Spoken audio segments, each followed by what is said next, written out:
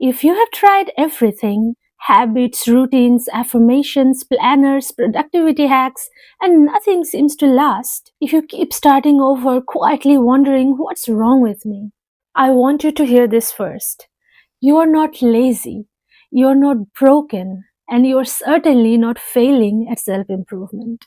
There is one foundational thing that almost no one talks about, and until this changes, nothing else truly sticks.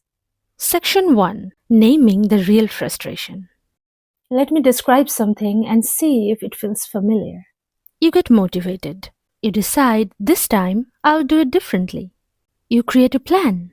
And then you feel heavy for no obvious reason. You procrastinate even on things you care about. You feel exhausted before you even begin. Or you follow through, briefly, and then crash. And the shame creeps in. So you push harder, or blame yourself, or numb out, or start watching another how to fix your life video.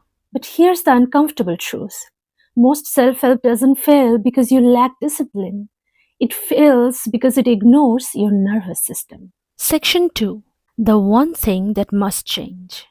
The one thing that must change before anything else works is Your sense of internal safety. Not external safety, not money, not success, not relationships. I'm talking about emotional safety inside your body. Because if your nervous system feels overwhelmed, threatened, or constantly on edge, it will quietly sabotage every plan you make. Not to hurt you, but to protect you. Your body's first job is not happiness, it's survival.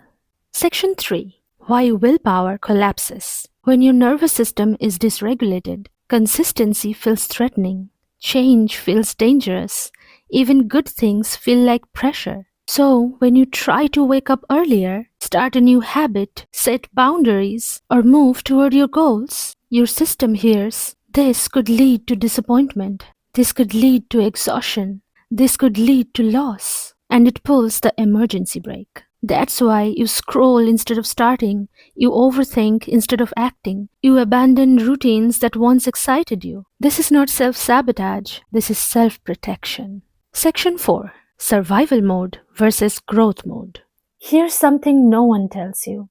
You cannot build a new life from survival mode. Survival mode looks like always bracing for the next problem, feeling guilty when you rest, being productive only under pressure, measuring your worth by output. Growth mode, on the other hand, requires safety because healing, consistency, creativity, and focus all ask the same question. Is it safe for me to be here, doing this without fear? If the answer is no, your system shuts down or rebels. Section 5. The gentle shift. So, what exactly needs to change? Not your goals, not your ambition, and certainly not your intelligence. What needs to change is how you relate to yourself while you're trying. Instead of asking, how do I push myself to do this? The real question is, how do I make this feel safe enough to begin? That one shift changes everything. Section 6. Practical tools. Let's make this practical. Number 1. Regulate before you motivate. Before planning, fixing, or forcing, pause. Place a hand on your chest. Take one slow breath. Ask, what am I feeling right now? Name it. No fixing, no judging. Safety begins with acknowledgement. Number 2. Shrink the goal until your body doesn't panic. If your system is resisting a task, it's too big. Don't aim for consistency, aim for approachability. Instead of, I'll work for an hour, try, I'll open the document. Instead of, I'll fix my sleep, try, I'll lie down 10 minutes earlier. Instead of, I'll change my life, try, I'll take one gentle step today. Progress that feels safe compounds. Pressure resets the cycle. Number 3. Redefine discipline. Discipline is not forcing yourself when you're overwhelmed. True discipline is, I will not abandon myself to meet a standard. Sometimes the most disciplined act is resting or stopping or choosing kindness over productivity. Section 7. Releasing the shame. If nothing has worked for you so far, it doesn't mean you failed.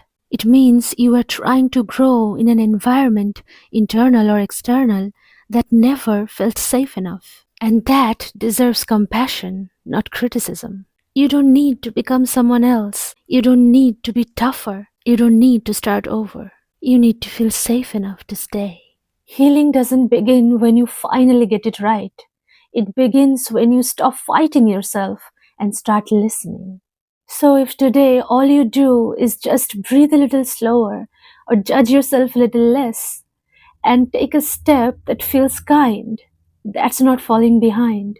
That is foundation being laid. And when that changes, everything else finally has somewhere solid to stand. You're not late, you're learning how to feel safe, and that changes everything. If this message touched something in your heart today, share it with a friend. And don't forget to subscribe and become a part of our Firefly family. And if you want to know why you keep sabotaging your own happiness and how to stop doing it, you can check out this video right here. Or if you want to know the truth about your inner child and how it secretly controls your life, you can check out this video right here. I'll leave the links to both videos in the description box as well. See you there.